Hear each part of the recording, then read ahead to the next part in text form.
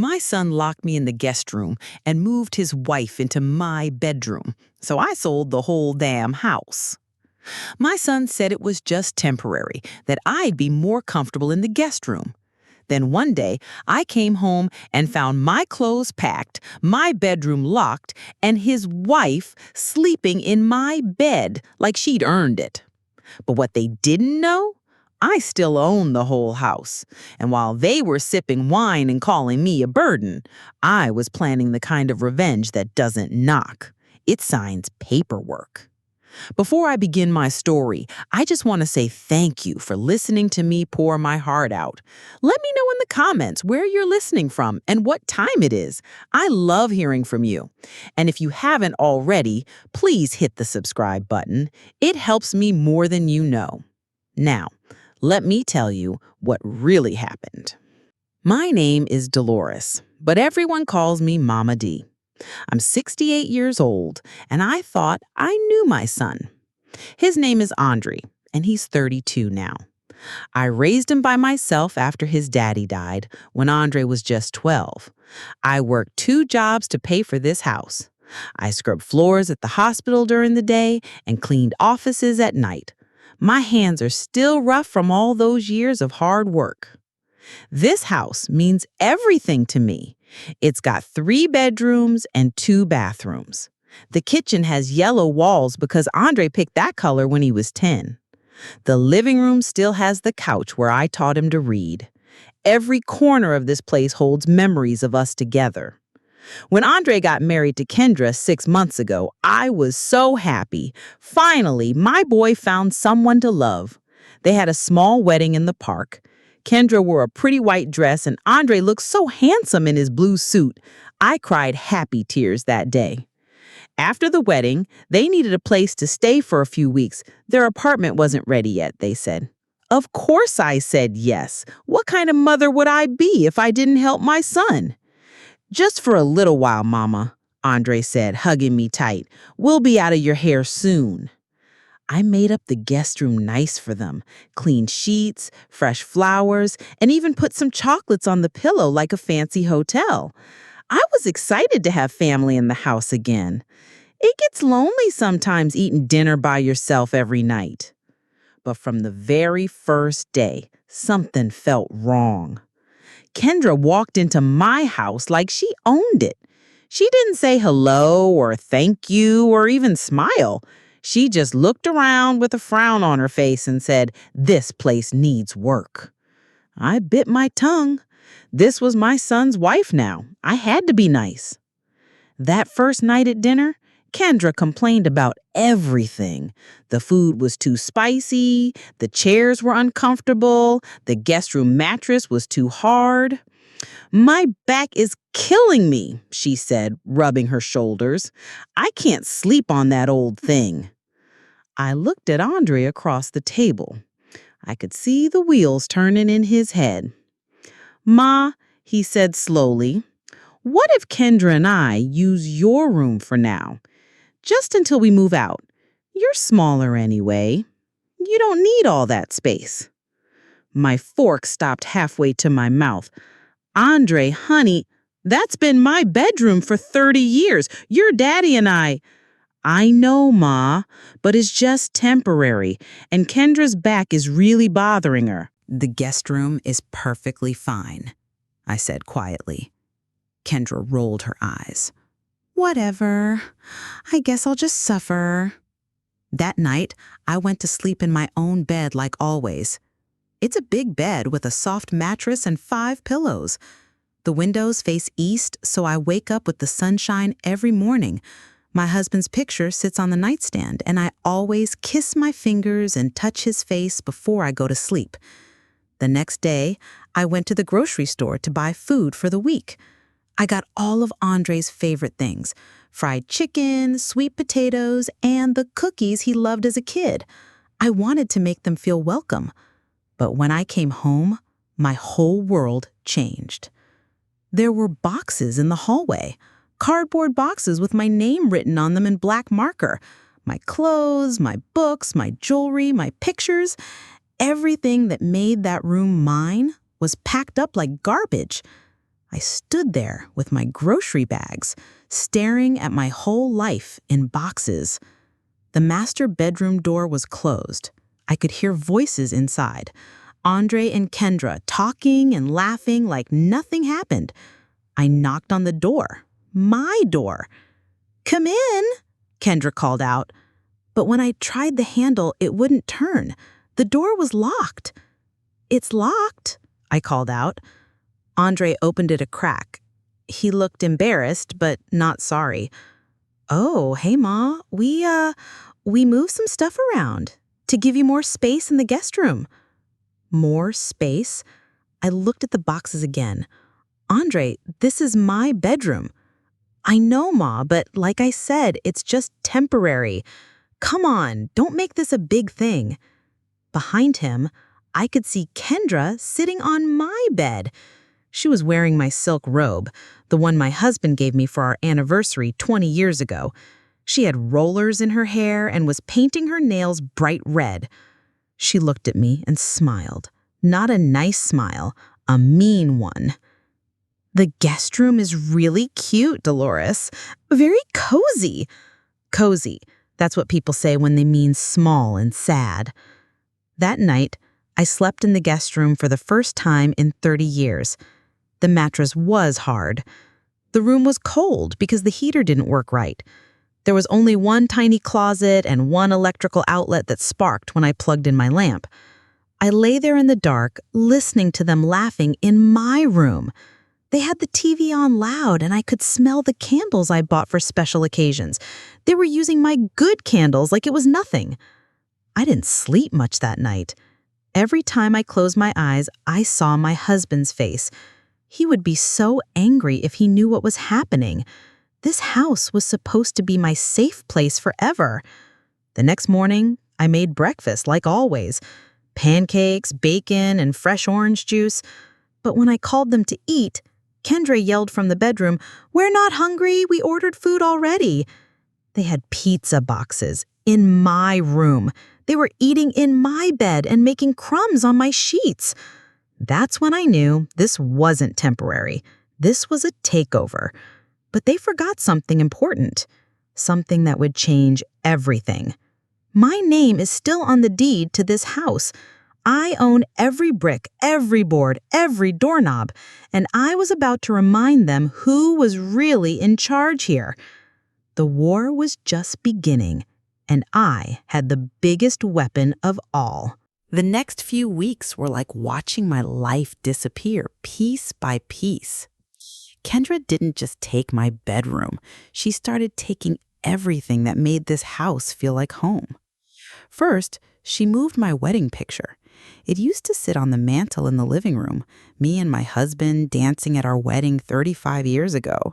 I was wearing my grandmother's pearls, and he was spinning me around like I was the most beautiful woman in the world. One morning, I couldn't find it anywhere. "Kendra, honey, have you seen my wedding picture?" I asked. She was sitting at my kitchen table, eating cereal from my good china bowls, the ones I saved for special occasions. "Oh, that old thing? I put it somewhere safe. This house needs a more modern look, don't you think?"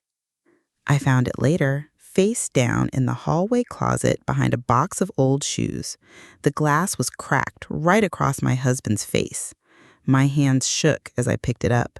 This wasn't an accident. Nobody puts a framed picture face down by mistake. "It must have fallen," Andre said when I showed him. "We'll get it fixed, Ma." But he never did. Next, she started on my kitchen. I had collected things over the years, a cookie jar shaped like a pig that Andre bought me for Mother's Day, salt and pepper shakers from our family vacation to the beach, a wooden spoon my mother gave me when I got married. "This stuff is so cluttered," Kendra announced one day.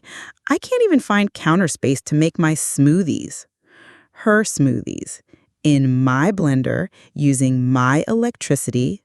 She boxed up everything that meant something to me and replaced it with her things. Fancy coffee makers that cost more than my grocery budget. Expensive vitamins in rows like a pharmacy. A juicer that took up half the counter. Much better, she said, stepping back to admire her work. Now it looks like a real adult lives here. A real adult, like I was just some old child playing house. The worst part was Andre. He watched it all happen and said nothing. When I tried to talk to him about it, he just shrugged. She's just trying to make the place feel more like home, Ma. You know how women are about decorating. I wanted to scream. I wanted to shake him and say, "This is my home. She's not decorating. She's erasing me." But I didn't. I just nodded and went to my little guest room with its broken heater and one sad window. Then Kendra invited her friends over. I was taking a nap when I heard loud voices and music. I came out to find 5 women in my living room, drinking wine and laughing. They had moved my furniture around and were sitting on my couch with their shoes on. "Oh, hey, Dolores," she said. She couldn't even remember my name right. "This is Andre's mom," Kendra said, like I was some random person. "She's staying in the guest room." Staying, like I was a visitor in my own house. "That's so sweet of you to let them live here. Most kids have to get their own place after they get married." Let them live here? Let them? I excused myself and went back to my room. Through the thin walls, I could hear them talking about me. "She seems nice enough," one said. "Yeah, but she's always around. Like we have no privacy. She's always in the kitchen when I want to cook, always in the living room when we want to watch TV. Always around. In my own house." "When are you guys getting your own place?" someone asked. Kendra laughed. "Why would we? This place is perfect, and it's free. Andre's mom doesn't mind. She likes having us here." Free. She thought living in my house was free. That night, I tried to take a bath. My knees were aching from sleeping on that hard mattress, and my back felt like someone had tied knots in it. The guest bathroom only had a tiny shower with slippery tiles that scared me. I'd fallen once already. I knocked on the master bathroom door, my bathroom, with the big tub I'd saved up for 10 years to buy. "Kendra, can I use the bathtub? My knees are really hurting." The door opened just a crack. Kendra peeked out, holding a towel around herself. "Is it an emergency?" "I just need to soak for a bit. The guest shower is too small for me." Andre appeared behind her in his underwear. "In my bathroom." "Ma, we talked about this. This is our private space now. You can't just come in here whenever you want." "I'm not coming in whenever I want. I'm asking to use my own bathtub." "It's not your bathtub anymore," Kendra said quietly. "This is our room now." They closed the door in my face. I stood there for a long time, just staring at the door. I could hear them talking inside, but I couldn't make out the words. I pressed my ear against the wood, and I heard Kendra say, "We need to set better boundaries." Boundaries. In my house. I went back to the guest room and sat on the hard bed. That's when I started crying. Really crying, for the first time since this all began. Not pretty tears, but ugly, angry sobs that came from somewhere deep in my chest. I cried for my husband who would never let anyone treat me like this. I cried for my son who used to protect me from everything and now couldn't even protect me from his wife. I cried for my house, which didn't feel like home anymore. But mostly I cried because I felt invisible. Like I was disappearing and nobody cared enough to notice. The next day, something changed inside me. I woke up early and made breakfast. Eggs, bacon, toast, and fresh coffee. I set the table for 3 and waited. Andre came out first, yawning and checking his phone. "Morning, Ma. Smells good." "Sit down, honey. I made your favorite." Kendra appeared a few minutes later, wearing one of my robes again. She looked at the table and frowned. "Oh, I don't eat breakfast. I just have my protein shake." "I made extra bacon, just how you like it." "I don't like bacon. I don't eat meat." Andre looked uncomfortable. Ma, Kendra's been vegetarian for like 3 years. 3 years? They'd been married 6 months. I'd been feeding them for 6 months, and nobody told me she didn't eat meat. Well, I said, sitting down with my plate, I guess I'll eat alone then. And I did. I ate my breakfast slowly, tasting every bite. I was still hungry for something that had nothing to do with food. After they left for work, I walked through my house like I was seeing it for the first time. Every room had been changed. My pictures were gone, my furniture was moved around, my personal things were hidden away. In the living room, I found a box labeled Donations in Kendra's handwriting. Inside were my photo albums, my mother's jewelry, and the quilt my grandmother made for my wedding. My wedding quilt, the one I'd covered Andre with when he was sick as a child, the one I'd wrapped myself around when I was sad and missed my husband. She was going to give it away like it was nothing. That's when I knew I had to fight back. I went to my room, the guest room, and pulled out my old address book. I flipped through the pages until I found the number I was looking for. Monica Reeves, my lawyer since 2005, the woman who helped me with my husband's will and my insurance claims. I dialed her number with shaking fingers. Monica, it's Dolores Jackson. I need your help. Of course, honey. What's going on? I need to know my rights, about my house, about what I can and can't do. Are you in some kind of trouble? I looked around the small guest room, at the boxes of my belongings stacked in the corner, at the broken heater, at the one small window that barely let in any light. Yes, I think I am. Come see me tomorrow. Bring your deed and any other paperwork you have about the house. Monica, can you do something for me? Can you look up how much my house is worth now? Sure, honey. Any particular reason? I thought about Kendra wearing my robe, sleeping in my bed, giving away my memories like they were garbage. I'm thinking about making some changes. The next morning, I did something I hadn't done in months. I got dressed up. I put on my best blue dress, the one I wore to Andre's graduation. I did my hair and put on lipstick. I even wore my good pearls, the ones my husband gave me for our 10th anniversary. You look nice, Ma, Andre said when he saw me at breakfast. Going somewhere special? Just running errands, I said, buttering my toast. Kendra walked in wearing my silk pajamas. She looked me up and down. Why are you so dressed up? Are you going to church on a Tuesday? Something like that, I said. But I wasn't going to church. I was going to war. Monica's law office was downtown in a tall building with shiny floors. I'd been there before when my husband died, but that was different. Then I was sad and lost. Today, I felt like a soldier getting ready for battle. Dolores! Monica hugged me tight. She was a small woman with gray hair and kind eyes, but I knew she was tough as nails.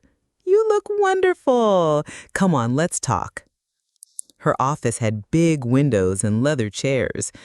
On her desk was a thick folder with my name on it.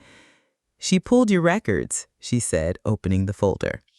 Your house is worth quite a bit more than when you bought it. The neighborhood has gotten very popular. She showed me a paper with a number on it. My eyes went wide. That much? Maybe more.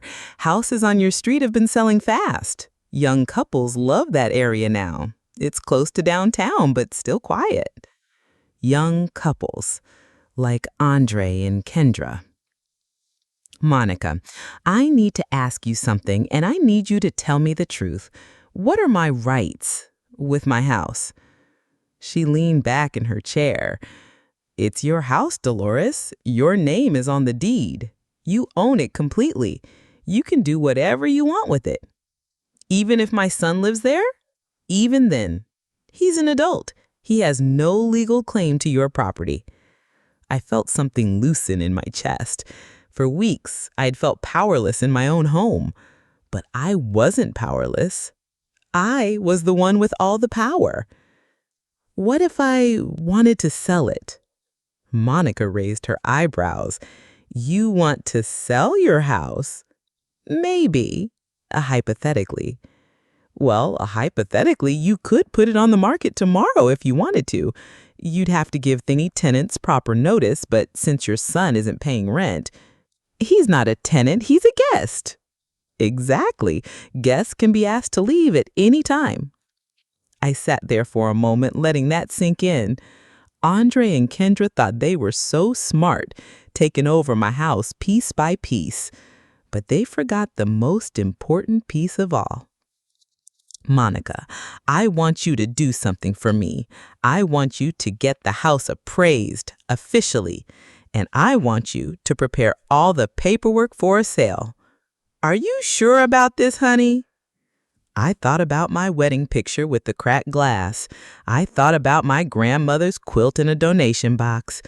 I thought about being locked out of my own bathroom. I'm sure. What about Andre? Have you talked to him about this? Andre made his choice. Now I'm making mine. Monica nodded slowly. Okay, I'll get everything started. But Dolores, once we put this house on the market, there's no going back. Are you prepared for that? I've been preparing my whole life. I left Monica's office feeling lighter than I had in months. For the first time since Andre and Kendra moved in, I felt like myself again. On the way home, I stopped at the bank. I wanted to check my accounts, see how much money I had saved up.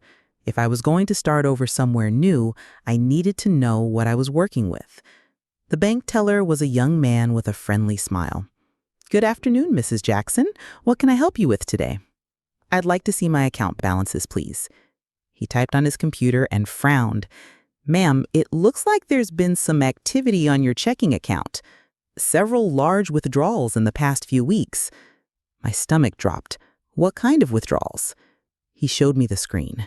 Someone had been taking money out of my account. Not huge amounts, but enough to add up.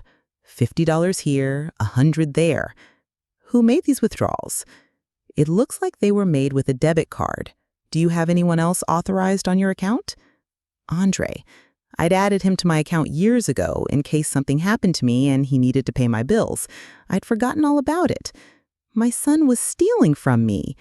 I felt sick, not just angry, actually sick to my stomach. Can you remove him from the account?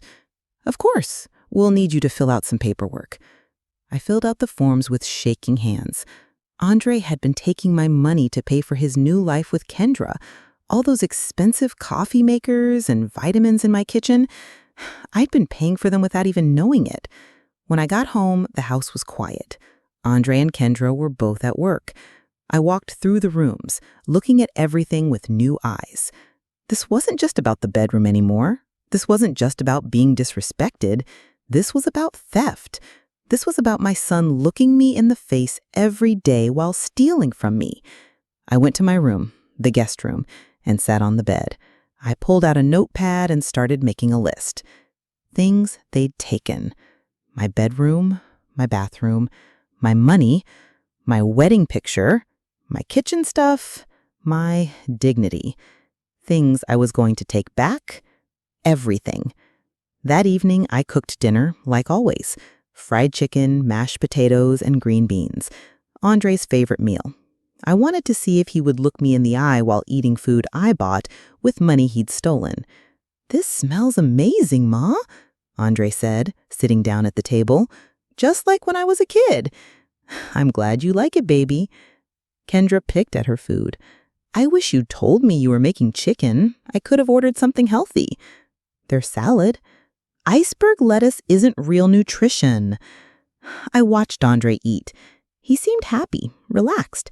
He told me about his day at work, made jokes, asked if I needed anything from the store. He was good at pretending. I had to give him that. After dinner, while they watched TV in the living room, I called Monica. "How fast can you get that appraisal done?" "I can have someone out there Thursday." "Why? Are you in a hurry?" Monica, there's something else.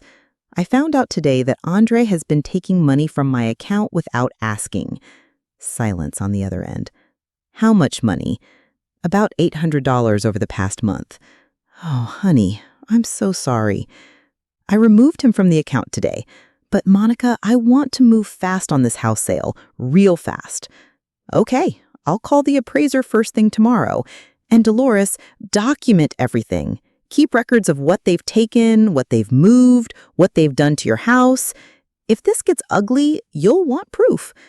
It's already ugly, Monica. Now I'm just evening the score. After I hung up, I walked through the house with my phone, taking pictures of everything. My wedding picture hidden in the closet, my belongings packed in boxes, the donation box with my most precious things. Evidence. Andre and Kendras thought they were so clever. They thought I was just some tired old woman who would let them walk all over me forever. But I wasn't tired anymore. I was furious. And fury, I was learning, was much more useful than sadness. Thursday morning, I waited by the window until Andre and Kendra left for work. Then I called Monica. The appraiser's on his way. Are you ready for this? I've been ready since the day they locked me out of my own bedroom. The appraiser was a nice man named Mr. Patterson. He walked through every room, taking notes and pictures. Beautiful house, great bones, nice updates. This neighborhood is really hot right now. How hot? He showed me some numbers on his tablet. The amount was even higher than Monica had guessed. You could probably get asking price within a week in this market, maybe more if there's a bidding war. A bidding war over my house. When can we list it? I can have the paperwork to your lawyer by tomorrow. That evening, I made Andre's second favorite meal, pot roast with carrots and potatoes. I wanted to celebrate. You're in a good mood today, Ma, Andre said, digging into his food. I had a good day. Got some things accomplished. Like what? I smiled at my son. My thieving, ungrateful son who thought he was so smart. Oh, just some business. Nothing you need to worry about. But he should have been worried, because tomorrow, Monica was going to put a for sale sign in my front yard, and Andre and Kendra were going to find out that guests don't get to stay when the house gets sold. Friday morning, I woke up earlier than usual. Today was the day everything would change. I made coffee and sat by the kitchen window, waiting. At exactly 9 a.m., a white truck pulled up to my house. 2 men got out and walked to my front yard. They hammered a sign into my grass, a big, bright red sign that said, "For sale," in letters you could see from space. I smiled and took a sip of my coffee. Perfect! Andre left for work at 8:30, like always. Kendra usually slept until 10, so I knew I had time. I wanted to see her face when she spotted that sign. At 10:15, I heard her stumble to the kitchen in my silk pajamas. "Morning," she mumbled, opening the fridge. "Good morning, dear. Beautiful day, isn't it?"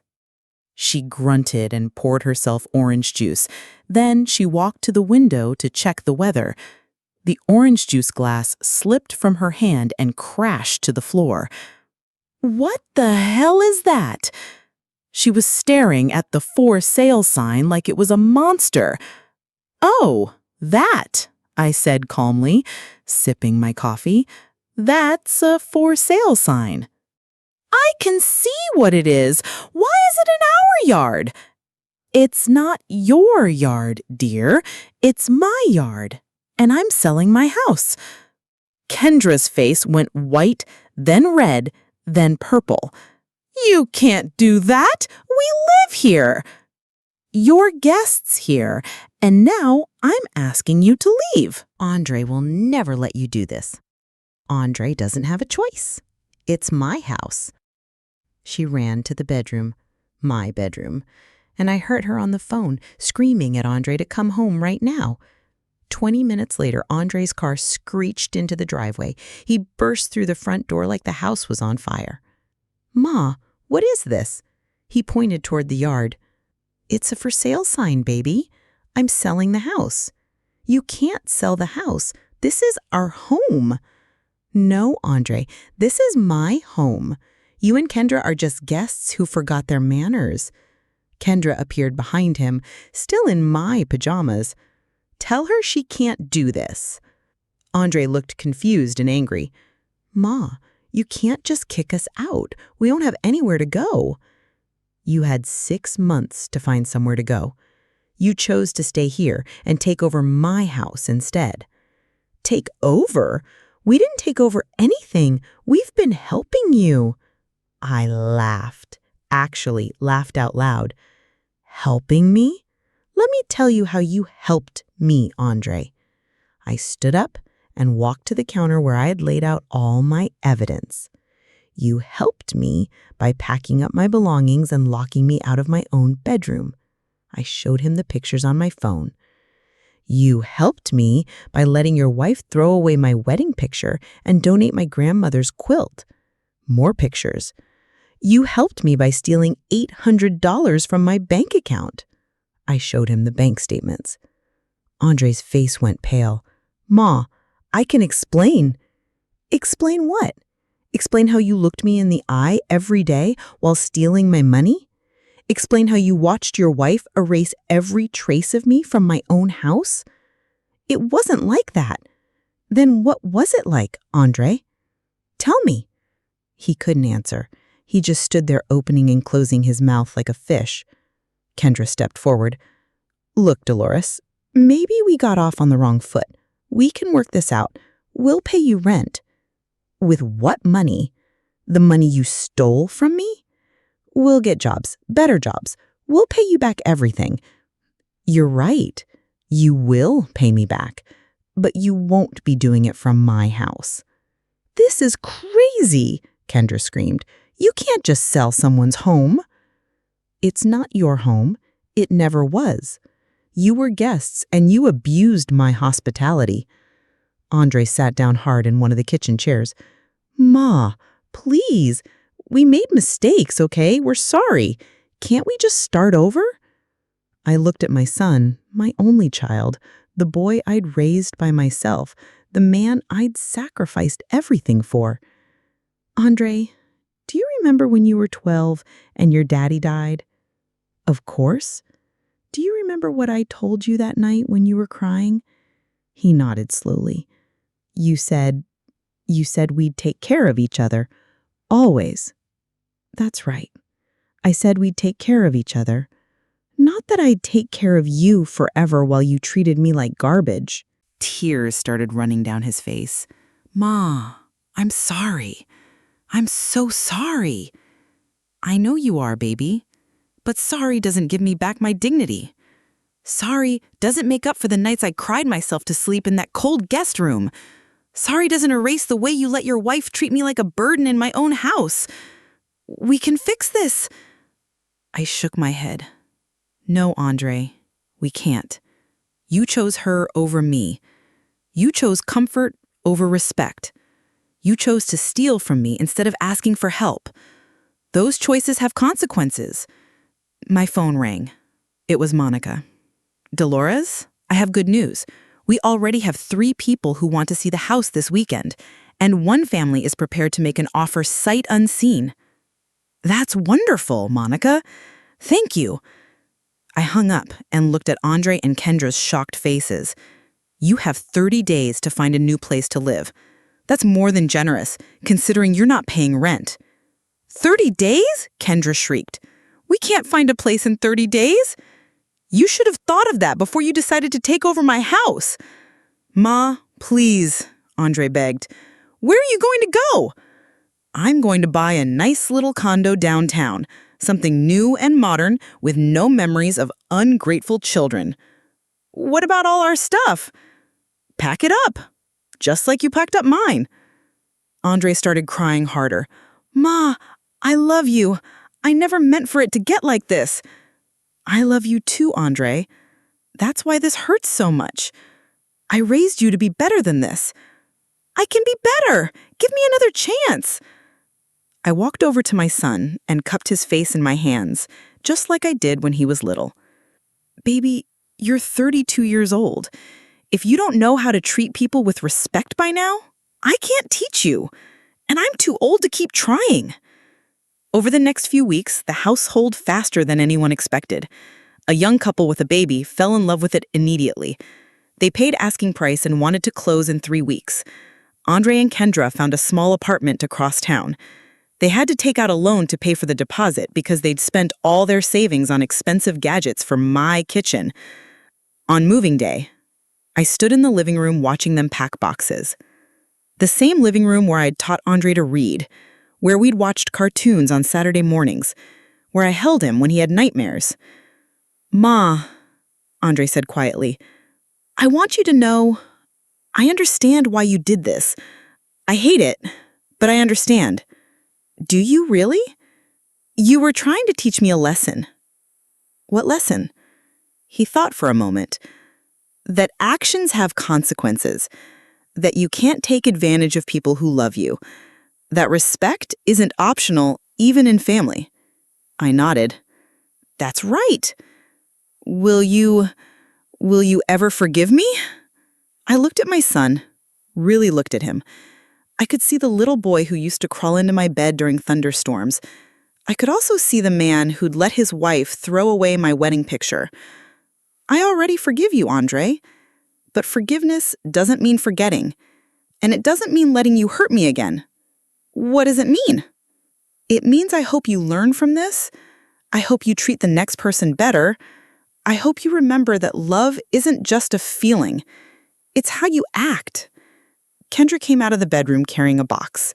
She stopped when she saw us talking. "I guess this is goodbye." I guess it is. For what it's worth, I'm sorry too. I didn't mean to make you feel unwelcome in your own house. I studied her face. She looked different without my expensive makeup and jewelry. Younger, more real. "Kendra, can I give you some advice?" She nodded. A real woman doesn't need to tear down other women to feel powerful. When you and Andre get your own place, make it yours together. Don't try to erase him the way you tried to erase me. She looked surprised. I didn't think about it that way. Think about it now. After they left, I stood alone in my empty house. It felt bigger somehow, like I could breathe again. My phone rang. It was Monica. "How are you holding up, honey?" "I'm good. Really good." "Any regrets?" I thought about it. Just one. I regret not doing it sooner.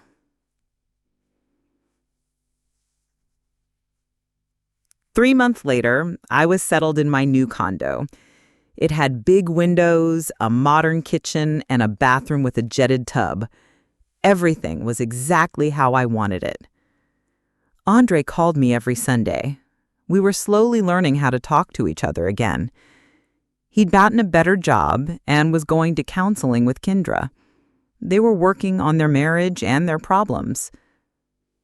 "Ma," he said during one of our calls, "I want to take you to dinner next week. Somewhere nice. My treat." "I'd like that, baby." "And Ma, thank you." "For what?" "For loving me enough to teach me this lesson, even when it hurt." I smiled, looking out at the city lights from my new living room.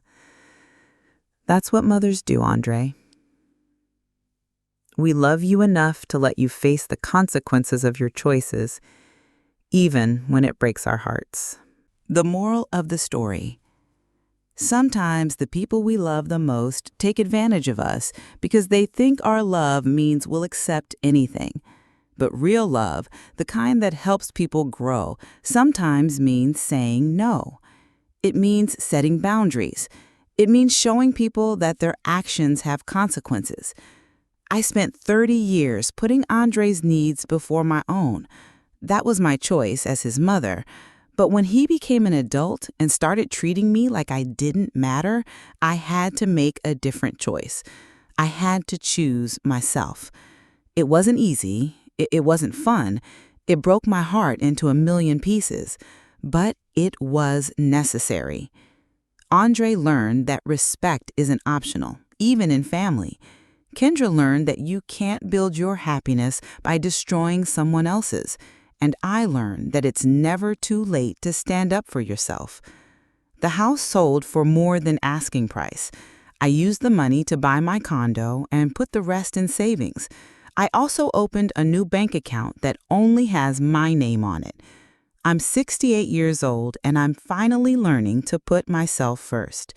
Not in a selfish way, but in a healthy way. I'm learning that loving someone doesn't mean letting them walk all over you. Some people think I was too harsh. They say families should forgive and forget no matter what. But I say forgiveness doesn't mean being a doormat. Love doesn't mean accepting abuse. Everyone deserves to feel safe and respected in their own home. Everyone deserves to have their boundaries honored. Everyone deserves to be treated with dignity, especially by the people they love most. Don't let anyone, not even family, make you feel like you don't matter. You do matter. Your feelings matter. Your comfort matters. Your home should be your sanctuary, not your prison. If someone is treating you like a burden, remember, you're not the problem. Their behavior is the problem. And you have the power to change your situation, even when it feels impossible. Stand up for yourself. Set boundaries, and remember that sometimes the most loving thing you can do is let people face the consequences of their choices. You deserve better. Don't settle for less. Thank you so much for watching and listening to my story. I hope it helps someone out there who might be going through something similar. Remember, you're stronger than you think, and you deserve to be treated with respect. If this story touched your heart or taught you something, please hit that like button and subscribe to hear more stories like this one. Share this video with someone who might need to hear it.